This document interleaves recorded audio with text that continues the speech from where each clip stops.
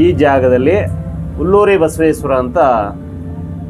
ಬಸವೇಶ್ವರ ಅಂತಲೇ ಬಸವಣ್ಣನವ್ರದ್ದು ವಿಗ್ರಹ ಪ್ರತಿಷ್ಠಾಪನೆ ಮಾಡಿದ್ರು. ಆಗಲೇ ಆಗಿರೋದು. ಪಾರ್ವತಿ ತನ್ನ ನಂಜುಂಡಪ್ಪ ಎಲ್ಲರೂ ಹೊರಗಡೆ ಹೋಗ್ತಾನೆ ಅನ್ನೋದಕ್ಕೋಸ್ಕರನೇ ಕೌಲಾಗಿರಿ ಅಂದ್ಬಿಟ್ಟು 4 ದಿಕ್ಕಲ್ಲೂ 4 ಬಸವಣ್ಣನ ಕುಣಿಸಿ ಇದಕ್ಕೆ ಹುಲ್ಲೂರಿ ಬಸವೇಶ್ವರ ಅಂತ ಹೆಸರು ಹೇಳಿ ಇಲ್ಲಿ ಕುಣಿಸಿದ್ದಾರೆ. ಈ ದೇವಸ್ಥಾನ ನಮ್ಮ ಹುಲ್ಲೂರಿ ಬಸವೇಶ್ವರನ ದೇವಸ್ಥಾನ ನಂಜುಂಡೇಶ್ವರನ ದೇವಸ್ಥಾನಕ್ಕೆ ಎದುರುಗಡೆ ನಿಂತ್ಕೊಂಡು ನೋಡಿದ್ರೆ ಎದುರುಗಡೆ ಬಾಗಿಲು ಕಾಣುತ್ತೆ. ನಂಜುಂಡೇಶ್ವರನ ಬಾಗಿಲು ಕಾಣುತ್ತೆ. ಈಗ ಅಲ್ಲೆಲ್ಲ ಮರೆ ಗಿಡಗಳೆಲ್ಲ ಬೆಳ್ಕೊಂಡಿರೋದ್ರೆ ಮರೆ ಆಗಿಬಿಟ್ಟಿದೆ. ಇಲ್ಲಿ ನಿಂತ್ಕೊಂಡು ನೋಡಿದ್ರೆ ಎದುರುಗಡೆ ಬಾಗಿಲು ಕಾಣುತ್ತೆ. ನೆಕ್ಸ್ಟ್ ಏನಂದರೆ ಇದು ಹುಲ್ಲೂರಿ ಬಸವೇಶ್ವರ ಮೈಕೈ ಎಲ್ಲ ಹುಲ್ಲೂರಿ, ನೆರಗುಳ್ಳೆ, ಗಂಟು ಮತ್ತು ಚರ್ಮದ್ದು ವ್ಯಾಧಿ, ತುರಿಕೆ ಬರೋದು, ಇಸುಬುಲ್ ಬರೋದು, ಈ ರೀತಿ ಎಲ್ಲ ಬರುತ್ತೆ. ಅದಕ್ಕೆ ಇಲ್ಲಿ ಅರಿಕೆ ಮಾಡ್ಕೊಳ್ಳೋದು. ಏನು ಅರಿಕೆ, ಏನು ಜಾಸ್ತಿ ಏನು ನಿಮ್ಮ ಇದರಿಂದ ಬೇಕಾಗಿಲ್ಲ. ಹುರುಳಿಕಾಳು ಚೀಲ ಕೊಟ್ಟು ನಿನಗೆ ಪೂಜೆ ಮಾಡಿಸ್ತೀವಿ, ನಮಗೆ ಯಾವುದೇ ರೀತಿ ಚರ್ಮದ್ದು ವ್ಯಾಧಿ, ಹುಲ್ಲೂರಿ, ಗಂಟು, ಗುಳ್ಳೆ, ನಮಗೆ ದೇಹಬಾಧೆ ಏನೇ ಇದ್ರೂ ಹೇಳ್ಕೊಂಡು ಪ್ರಾರ್ಥನೆ ಮಾಡಿಕೊಂಡು ಮನಸ್ಸಲ್ಲಿ ಭಕ್ತಿಯಿಂದ ಪೂಜೆ ಮಾಡ್ಕೊಂಡು ಹೋದರೆ ಅದು ಯಾವುದೇ ಕಾರಣಕ್ಕೂ 100ಕ್ಕೆ 100 ಭಾಗ ಪ್ರತಿಫಲ ಇದೆ. ನಿಮಗೆ ಪರಿಹಾರ ಆಗುತ್ತದೆ. ಯಾವುದೇ ರೀತಿ ನಿಮಗೆ ಕಷ್ಟಗಳು ಅನ್ನೋದಿಲ್ಲ, ಆ ರೀತಿ ಇದಾಗುತ್ತೆ. ಇಲ್ಲಿ ನೋಡಿ, ಇಲ್ಲಿ ಮಡಗಿದೀವಿ ನೋಡಿ, ಇವೆಲ್ಲ ಹುರುಳಿಕಾಳು ಚೀಲ, ಬೇರೆ ಇನ್ನೇನಿಲ್ಲ.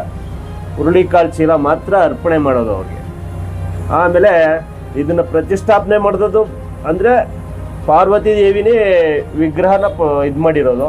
ಬಟ್ ಇತ್ತೀಚೆಗೆ ಅದನ್ನ ಆಲ್ಟ್ರ್ ಮಾಡಿ ಬೇರೆ ಇವ್ರುಗಳೆಲ್ಲ ಇದು ಮಾಡೋದು. ಅದು ನಂಜುಂಡೇಶ್ವರನ ದೇವಸ್ಥಾನ ಪ್ರತಿಷ್ಠಾಪನೆ ಅಂದರೆ ಚೋಳರ ಕಾಲದ್ದು. ಅದೇ ಟೈಮಲ್ಲಿ ಇದುವೇ ದೇವಸ್ಥಾನ ಇದು ಮಾಡಿರೋದು. ಹುಲ್ಲೂರಿ ಬಸವೇಶ್ವರನ ದೇವಸ್ಥಾನ ಪೂಜೆ ಪ್ರತಿಷ್ಠಾಪನೆ ಮಾಡಿರೋದು.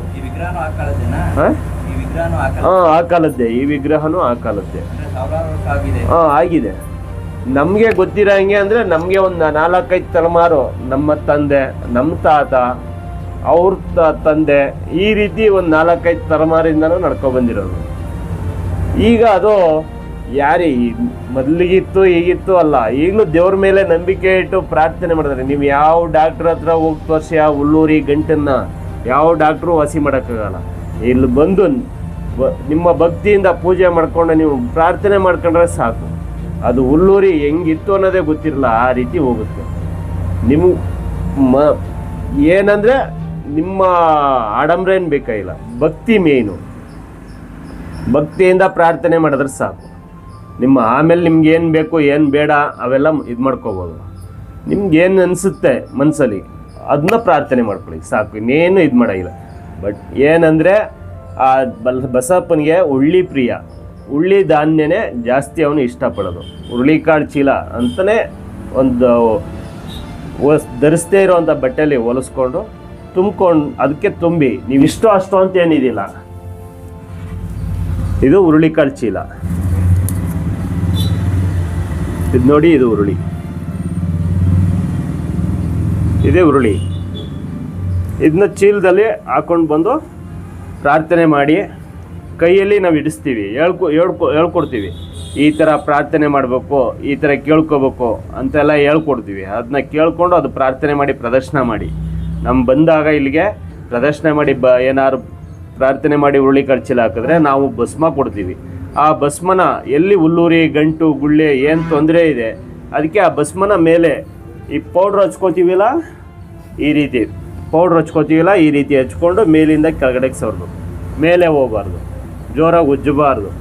ಇದೆಯಲ್ಲ ಅಂತ ಕೆರೆಯೋದು, ಕೀಳೋದು, ನೋವು ಮಾಡ್ಕೊಳ್ಳೋದು ಮಾಡೋಕ್ಕೋಗ್ಬೇಡಿ. ಅದು ಮತ್ತೆ ಜಾಸ್ತಿ ಆಗುತ್ತೆ. ಚರ್ಮದ್ದು ವ್ಯಾಧಿ ಅಲ್ಲ ಅದನ್ನ ಯಾವುದೇ ರೀತಿ ರೋಗ ಇದೆ ಅನ್ನೋ ರೀತಿ ತಿಳ್ಕೊಬೇಡಿ. ಅದನ್ನ ಹುಲ್ಲೂರಿ ಯಾವುದೇ ಕಾರಣಕ್ಕೂ ಚರ್ಮದ್ದು ರೋಗ ಅಲ್ಲ, ಅದು ಏನೋ ಒಂದು ತಪ್ಪುಗಳಲ್ಲಿ ಬಂದಿರುತ್ತೆ. ಅದನ್ನ ನೀವು ಮನೇಲೇ ಪ್ರಾರ್ಥನೆ ಮಾಡ್ಕೊಂಡು ಬಂದು ಹುರುಳಿಕಾಳು ಹಾಕಿದ್ರೆ ಎಲ್ಲ ಹೋಗುತ್ತೆ. ಭಸ್ಮ ಮಾತ್ರ ನಮ್ಮ ಹತ್ರ ಸಿಗುತ್ತೆ, ಬಂದು ಪ್ರಾರ್ಥನೆ ಮಾಡ್ಕೊಂಡು ಹಿಂಗೆ ಹಚ್ಕೊಳ್ಳಿ. ಎಲ್ಲಿದೆ ಅಲ್ಲಿ ಪೌಡ್ರ್ ಹಚ್ಕೊಂಡಂಗೆ ಕಾಣಂಗೇನು ಬೇಕಾಗಿಲ್ಲ, ಪೌಡ್ರ್ ಹಚ್ಕೊಂಡಂಗೆ ಹಚ್ಕೊಂಡ್ರೆ ಸಾಕು. ಸ್ನಾನ ಮಾಡಿ ಮಾಡಾಗೆ ಪೂಜೆ ಮಾಡ್ಕೊಂಡು ಹಚ್ಕೋಬೇಕು ಅಷ್ಟೇ.